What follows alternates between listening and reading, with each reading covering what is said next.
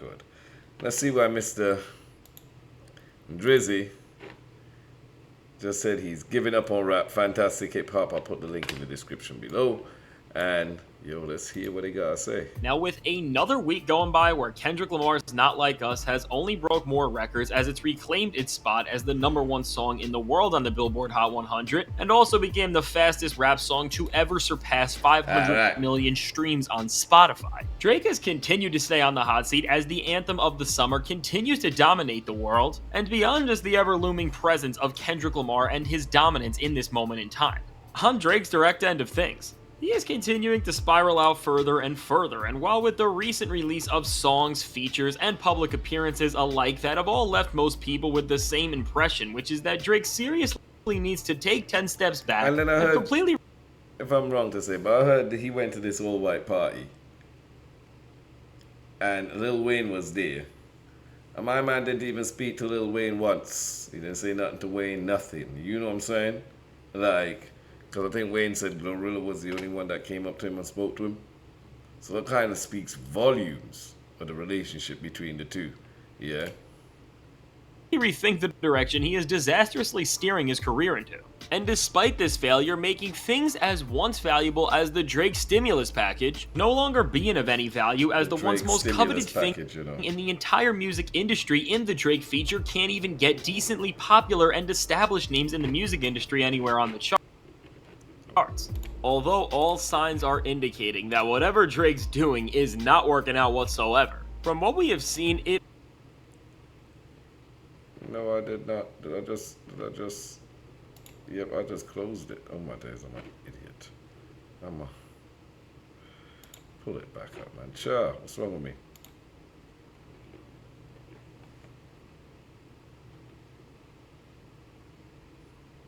Now, with another week going by where Kendrick Lamar's Not Like Us has only broke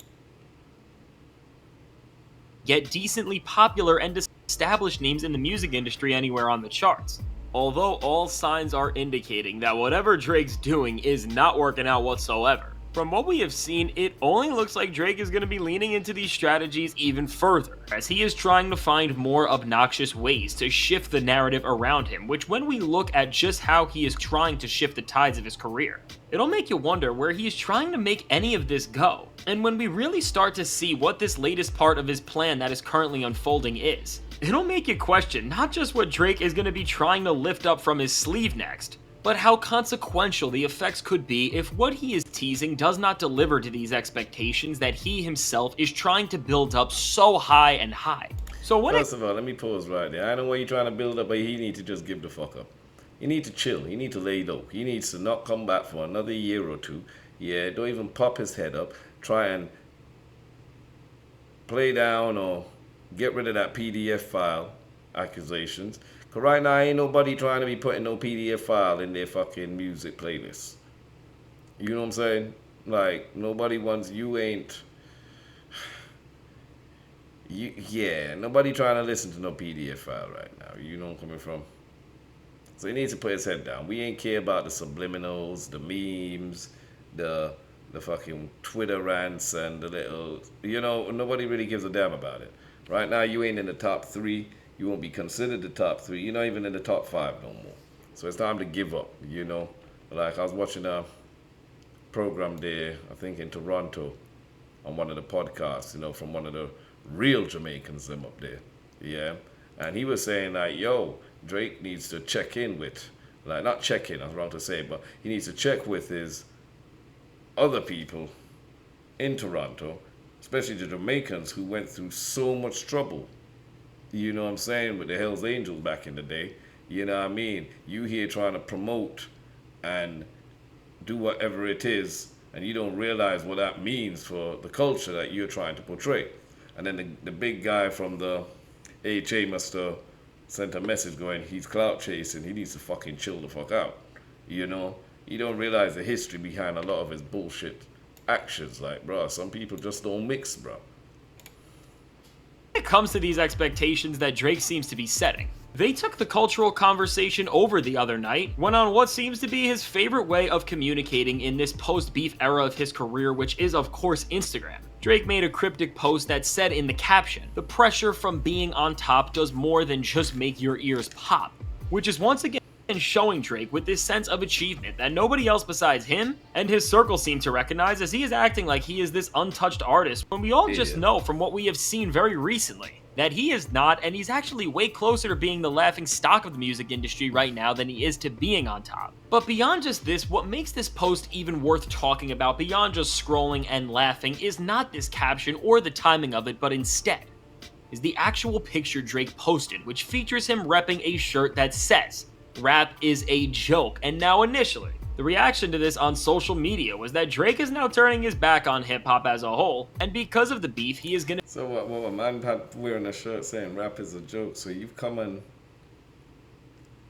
stolen everything that you need, and now because you've lost one battle, rap, and when you say rap, you including the whole of hip-hop, is a motherfucking joke. You were singing that when you won against Meek Mill. But now you lose one fight and as all of a sudden you have a little fucking kiddie tantrum. Start waving your hands, swinging in the air, huffing and puffing. Like, seriously, bro.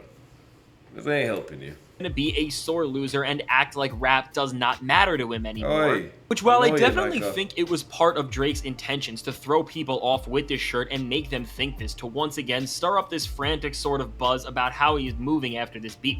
And of course, to just put his name back into the conversation. This shirt actually has a much deeper meaning, and I think it's hinting at the fact that despite what seems like Drake's career getting so messy to the point that he will never recover, he is on some level aware of this, and is trying to do something to change it. But the question really is doing something like this even close enough to help yourself? And with this shirt, what it is a piece of merchandise from L Money and Frank Stack's group, which is called Rap is a Joke. And with these two names, what is interesting about them is that these two are battle rappers who border on being parodies of the genre in of itself with how comedic their lyrics are, and with how they mock the general music industry. And these aren't just any battle rappers, but they're also from California as well.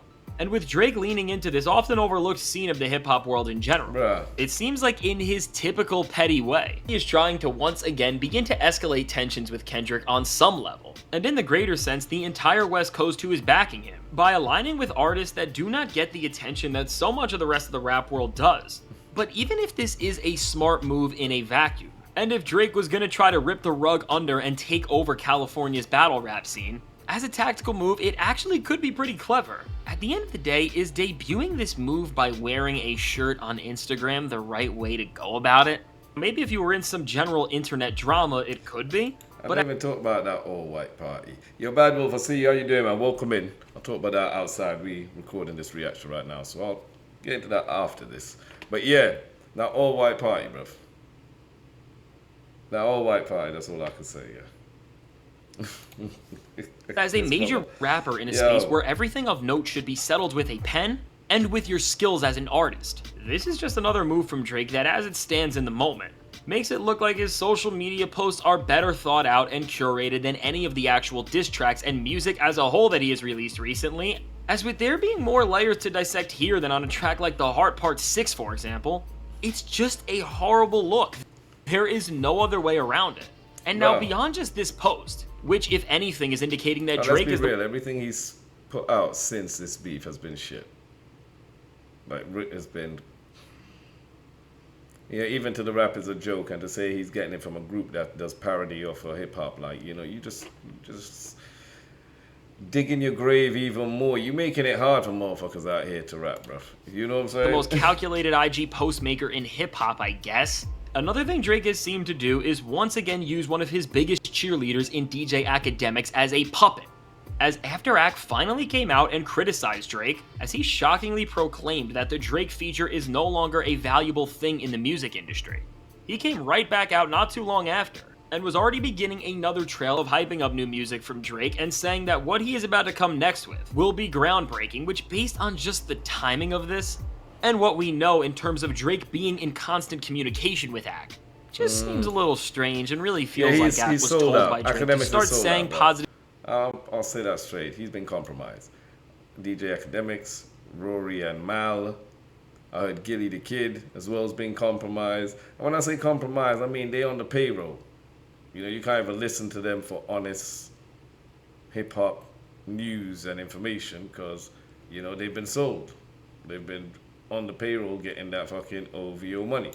You know what I'm saying? It's things about his music again so he can push the agenda that no matter what has happened, we should all be on board for what Drake is about to do next, as it is going to be special. And I think in this moment, with this being the road that we're on, through cryptic social media posts and the agenda pushing of the easily deceivable major players in hip-hop media, Drake is trying to take all of this and allude to this major moment that he is going to try to be coming soon with. But the problem is right now, it's not that Drake couldn't necessarily produce a piece of music that can change everything and elevate his career into a place where he is once again invited back into any sort of serious conversations on some level. But it's the constant gaslighting and manipulation that has led most people into rightfully thinking that despite him trying to get the hip-hop world moving for his next big moment, he will just not actually deliver something that will be able to even come close to the bar of quality that he needs to reach, with the stakes being this high, because this has been the game all along for Drake. And just stop. I mean, during this entire beef, Drake used social media and the attempted control of hip-hop media to do the work that his music could not on its own, and try to hype everything he was doing up as these moments that are so much bigger than any sort of expectations could ever live up to. And we especially saw this with a track like Family Matters, as everyone was waiting for Drake to deliver the red button that he kept teasing, and aside from the song not being anywhere near as career-ending as he hyped. We waiting for this red button diss track and it never came. He did the same with Meek Mill, and at the end said, "Oh, I had such a serious diss track that would have changed lives and da-da-da-da-da, so I don't want to let it out." Shut the fuck up. Shut up. You know, that's just another person coming into hip-hop and not showing no kind of homage or giving flowers to any of the greats before them. You know what I'm saying? Just not giving no flowers. It's just jump in and, yo, it sells, let's go. And then forget everybody else who put in blood, sweat, and tears, like, to get it to where it is today. Because hip-hop went through a lot of bloodshedding. A lot of people died for hip-hop to be where it is. You know what I'm saying? Let's go. It up to be, otherwise the beef would have been over right then and there. It was of course then stomped by on a track in Meet the Grams that had no marketing or expectations and relied on the pure art of surprise and then the actual merit of its musical quality to back up the buzz it generated. And as a result of this organic way to promote the music, it ended up changing the tides of this feud in a way that Drake was never going to come back from, and that's the difference when it comes to where these two artists are at. Drake is using these cheap ploys and gimmicky tactics as a way to supplement for the lack of genuine quality in his music, and when these songs keep releasing, now they're all flopping because they are not just bad songs, but they are tracks that come with this perception now of having to be something greater than they ever could even aspire to be. And as people have realized this and opened their eyes up to this because of the beef, it has now really damaged the Drake brand, and while he may be thinking that he is accomplishing something by still making these posts that we almost have to decipher, when we spend more time reading into Instagram posts than we are reading into the actual music itself. At this point, unless Drake comes with some of his best material ever, it will simply never reach this goal and he will only see more failure. And while I want to say that if Drake releases another song like anything he has this summer, it may just really be the end of this guy, I'm gonna hold out some optimism and say that maybe I will be wrong, because if one good thing for Drake has happened recently, it is that during a recent performance at a club, none other than Lil Wayne finally revealed whose side he is truly on in this beef. During his performance of the motto, he was chanting, "They don't like us, they don't like us," while flaunting his OVO chain. And despite Wayne having respect for Kendrick in the past, we can now see that he is riding with Team Drake, which really should have never been a surprise considering how close these two have been since the start of Drake's career, despite what Kendrick said about their relationship on Not Like Us. But now that we know that Drake still does have one of the best rappers on the planet in his corner, who knows? Maybe if Drake locked in with Wayne, it could lead him onto some sort of road. But yeah, you can't really go blame Wayne. That is his artist. It's his artist. You know, like, I'm sure he still has some connection to Cash Money. Somewhere in fine writing, Wayne's making money still off of Drake. You know what I'm saying? So that is to be expected without even trying to put Wayne in a position of choosing sides. So he's wearing the OVO, but he's still playing the tune like, yo, bro, it's Kendrick Lamar. Because Wayne gives props to penmanship. Real writers, you know what I'm saying? To redemption, but at the same time, as Drake seems to be teasing more upcoming music that sounds a lot more like Honestly Nevermind 2, I don't think that this is actually going to happen. So with all that said, let me know. What do you think about what Drake is trying to pull off right now, and where do you think his career is going to go next as he is still trying to save his image? I can't wait to hear what you have to say, and if you want to see how Eminem just picked a side in the Kendrick and Drake beef as well, check out the suggested video. Everybody diss on Eminem. Yo, you gotta be serious out here. You gotta be serious out here. Yeah, now, it is what it is, bro. And then it's come to a point where people gotta pick sides now. Well, I wasn't ever standing with Drake anyway. Culture vulture, end the conversation. There's not much side there to pick. You know what I'm saying? It is what it is. But yeah.